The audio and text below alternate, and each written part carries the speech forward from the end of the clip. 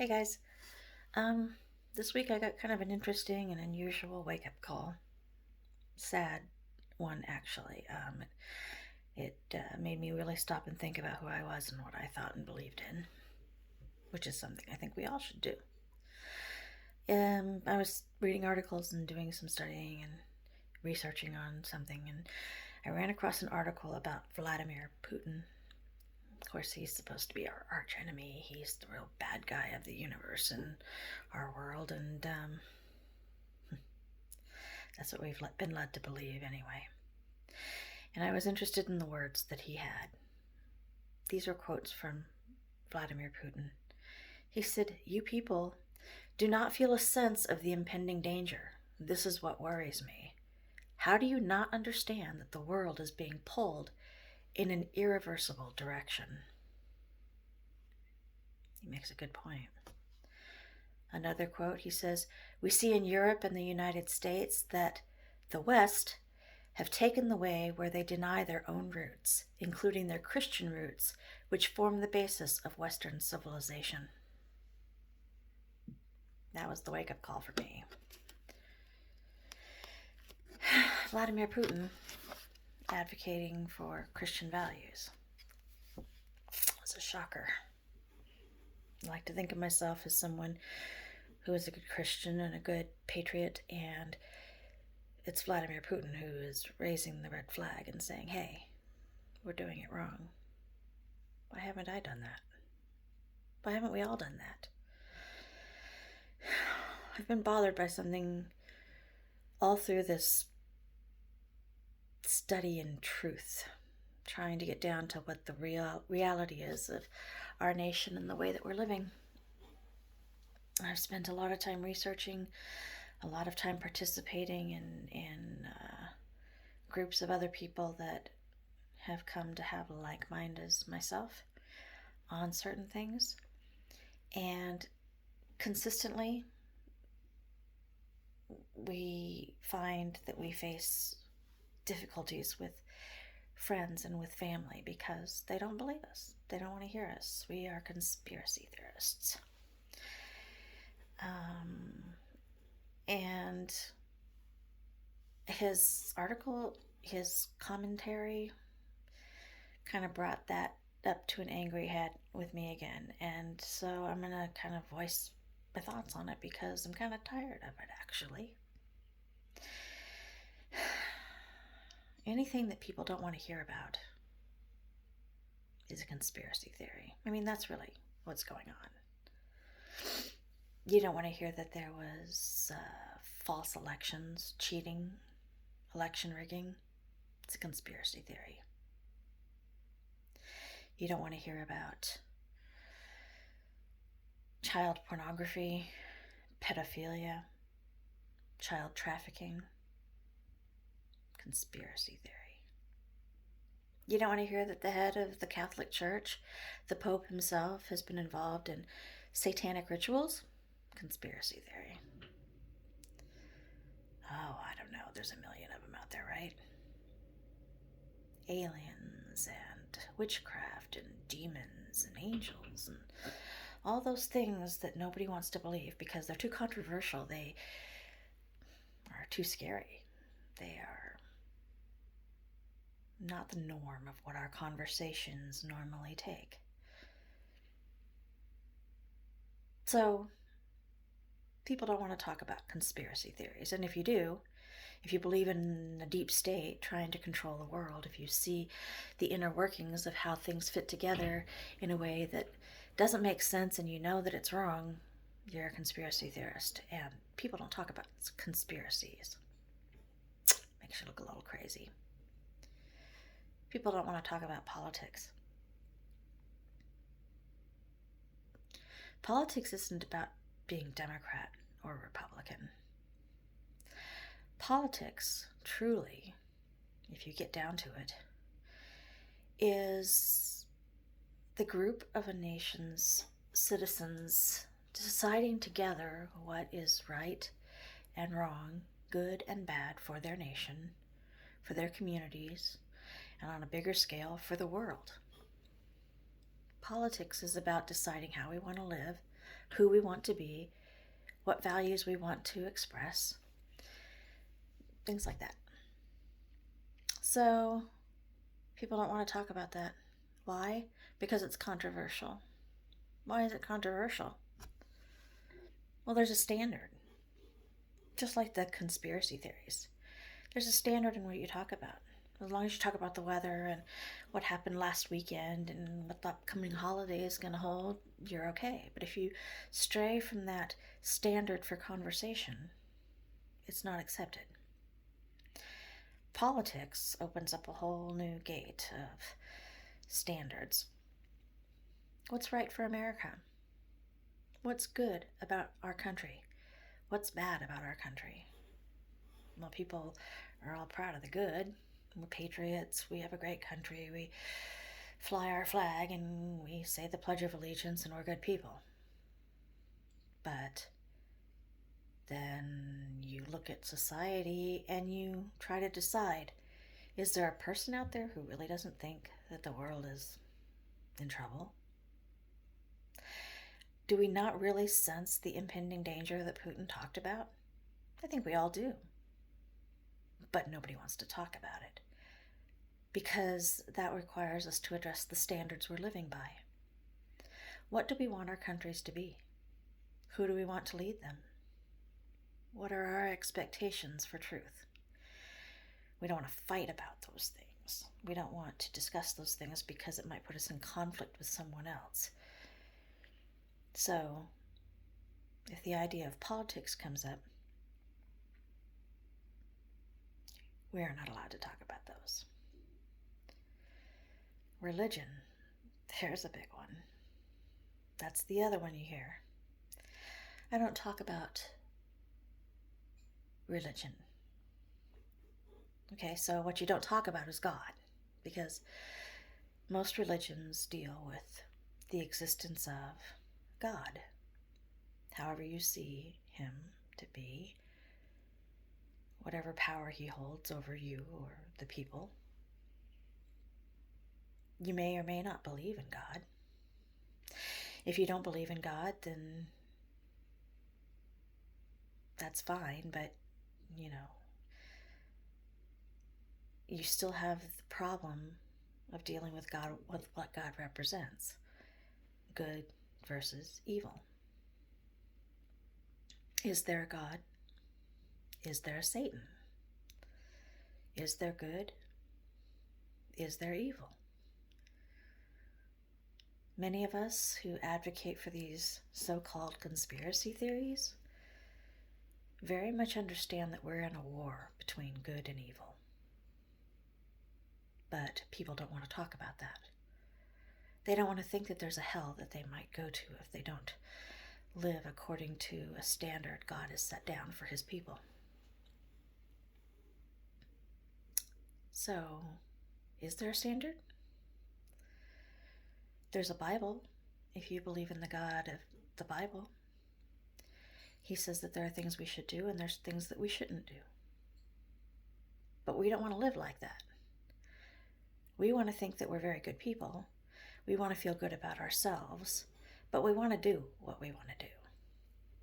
So if we want to go out and get drunk every night, then we're going to do that. And if that's not an appropriate way to live according to a standard, then it's too controversial to talk about. We're going to ignore it. We're going to think we're good people and we're going to self-indulge. And it doesn't really matter what God says about it. Now, you can say, well, some things are obvious, others aren't. But then there's this whole political correctness thing that comes along. Oh, politics again. Well, there you go. Politics and religion. Ooh, really bad. Nobody wants to talk about the politics of how a nation's going to live. And so, if we haven't defined good and bad for who we are as a people, then you have the added burden of adding God in there. God says homosexual relationships are not right, that they are harmful to us. But you can't say that in society these days. We're supposed to accept with not only blind acceptance, but with respect and with love to the tendencies of people to live outside of what the standards are that have been set by God. So when we see that our children don't know if they're boys or girls, when we see our government nominating people who are advocating for hormone treatments and surgeries that would help children decide what sex they're going to be, we're not allowed to say anything. We're not allowed to do anything because political correctness defines that we don't talk about conflict. But those things are happening, and most of us know they're wrong. I would dare say that all of us know they're wrong. Some just choose to do what they want. So is there a God? And if there is a God, is there a standard? Is there good versus evil? And if there is, why aren't we advocating to live by those standards? We're one nation under God. But like Vladimir Putin says, we're sacrificing the basis for our civilization. When America was born, we consecrated this nation to God. Now we're throwing all of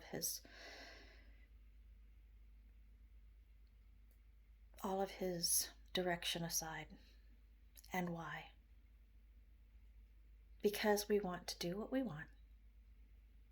And we don't want to think about anything like evil or hell or judgment when we decide to accept or not do anything about something that we know is wrong.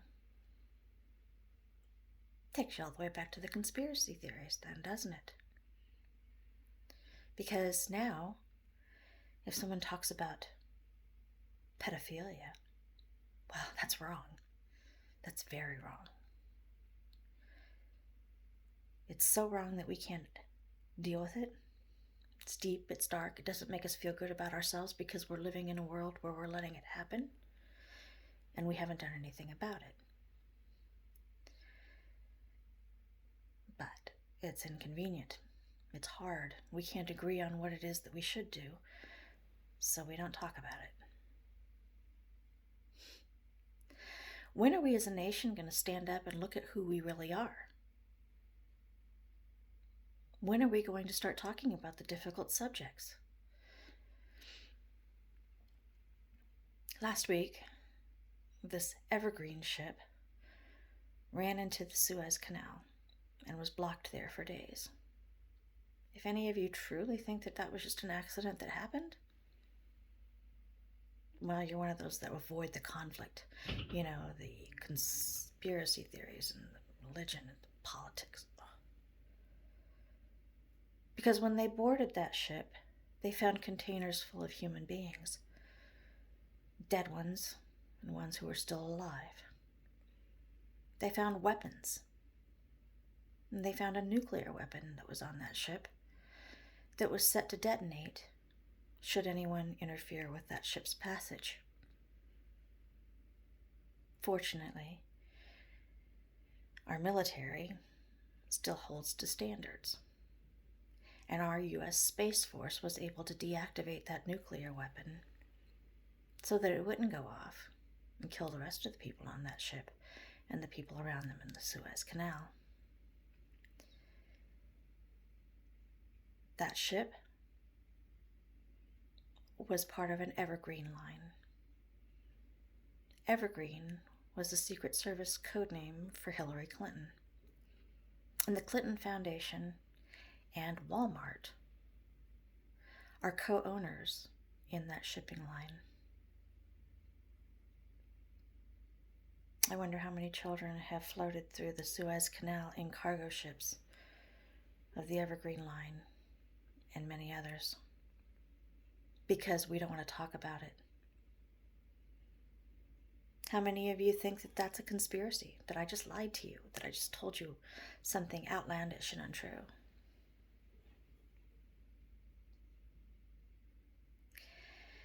I think that it's awful that those who rise up and try to make the world better are treated the way we've been treated in the last year. We're willing to take a look at the hardest parts of our society, the most horrible, awful, excruciating pains that we have in this world, and we're trying to do something about them. I've always lived my life trying to be smart, and I've felt respected, and I've always thought that the people who knew me believed that I was of sound thought and mind and of a good heart. I don't know that that's true, but some people have told me those things. Now, many friends and family really don't have anything to do with me anymore. Why? Because I'm a conspiracy theorist. And now what does that mean? That means that I'm willing to talk about the things nobody wants to deal with. Everybody wants to live in their happy, peaceful, comfortable world, the one that they make for themselves, the ones where they can be good people but do what they want, the world where they don't have to hear about hardship and heartbreak and horror. They can go to their planned out jobs. They can live in their safe and comfy homes. They can choose what they do on their weekends.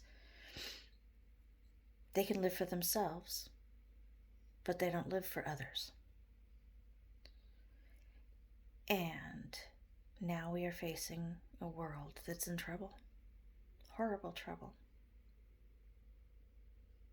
I could say we're being led by a president that is not only not the person we believe him to be physically, but he's a president who was not elected by this country.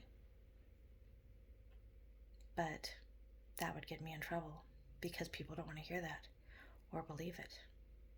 They don't want to believe that the people that we've been voting for the last several years have not been the ones that were elected. I could talk more about the ships going through the Suez Canal, or the Vatican, or voter fraud, or the deep state.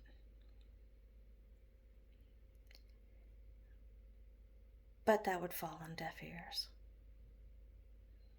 I hope there truly is a day that we keep waiting for when the truth comes out.